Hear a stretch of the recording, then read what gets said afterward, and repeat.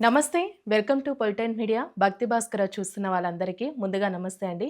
ప్రస్తుతం మనతో ఉన్నారు ప్రముఖ ఆధ్యాత్మికవేత్త, ఆస్ట్రాలజర్ హరి రఘుప్రియ గారు ఉన్నారు. మరి అమ్మతో మాట్లాడి మనకున్న సందేహాల గురించి అడిగి తెలుసుకుందాం. నమస్తే అమ్మ. నమస్తే నాన్న. అమ్మ, ఇప్పుడు భాను సప్తమి అనేది ఏ రాష్ట్రాల్లో ఎక్కువగా జరుపుకుంటూ ఉంటారు? అదేవిధంగా దీనికేమైనా ఒక చిన్న కథ లాంటిది ఏమైనా ఉందా? తప్పకుండా ఉంది.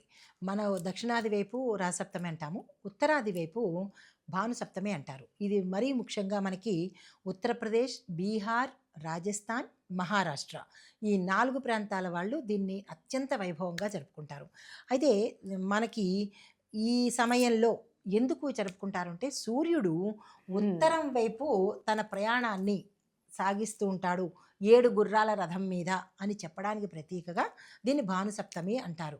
అయితే దీనికి వెనకాల కథ ఏమిటి అంటే కనుక ఒకానొక సమయంలో సూర్యదేవుడు తన 7 గుర్రాల బంగారు రథం మీద భూమి వైపుకి వస్తూ ఉంటాడట.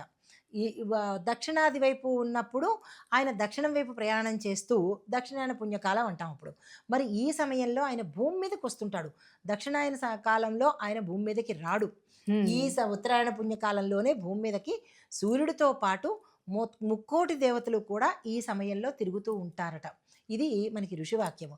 అయితే ఈ సమయంలో బంగారు రథము 7 గుర్రాల రథం ఎక్కి ఆ సూర్యుడు మన భూమి మీదకి దిగుతున్నాడు కాబట్టి దీన్ని భాను సప్తమిగా ఉత్తరాది వాళ్ళు జరుపుకుంటారు. ఇది దీని కథ. అయితే ఈ రథానికి సూర్యుడికి ఏమిటి మన లౌకికంగా అంటే కనుక రథము మన మనస్సు, మనము మనస్సు అంటే దేహము సూర్యుడు అనమాట. ఈ గుర్రాలు ఎటు పడితే అటు వదిలేయకుండా కంట్రోల్గా ఉండాలి. అంటే దాని అర్థం ఏమిటి? మన మనసుని మనము కంట్రోల్లో పెట్టుకుంటూ సరి అయిన దిక్కుకు వెళ్ళాలి అన్న చెప్పేదే ఆంతర్యమే ఈ భానుసప్తమి వెనకాల ఉన్న కథ విశిష్టత అనమాట.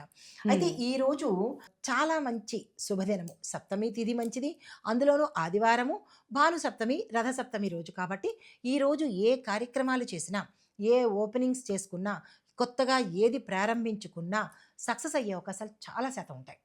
తిథి పరంగా మంచిది, వారం పరంగా మంచిది జరుగుతుంది. మంచిది. ఏదైనా ఈరోజు కనుక మనం ఓపెనింగ్స్ చేసుకుంటే కనుక అది లాభాల వైపు వెళుతుంది, సక్సెస్ ఇస్తుంది. కాబట్టి చదువుకునే వాళ్ళు, ఉద్యోగస్తులు, వ్యాపారస్తులు ఎవరైనా సరే ఈ రోజున కనుక ఏ పని చేసినా సక్సెస్ అయ్యే అవకాశాలు ఉంటాయి. అయితే ఈ రథసప్తమికి ప్రత్యేకంగా మనం చేయవలసిన పని ఏంటంటే దానాలు, స్మరణ ఈ 2 మర్చిపోకూడదు. మిగతా అన్ని కార్యక్రమాలు యథావిధిగా చేసేస్తాము. కానీ ఈ రోజులో రాత్రి 11:10 లోపు కనీసం ఒక్కసారైనా మన స్వామివారిని ధ్యానం చేసుకుని, జపం చేసుకుని 108 సార్లు తప్పకుండా చేయాలి. దానం చేసుకున్నట్టయితే కనుక విశేషమైన ఫలితం వస్తుంది. చాలా చక్కగా తెలియజేశారమ్మా. ధన్యవాదాలు. నమస్తే.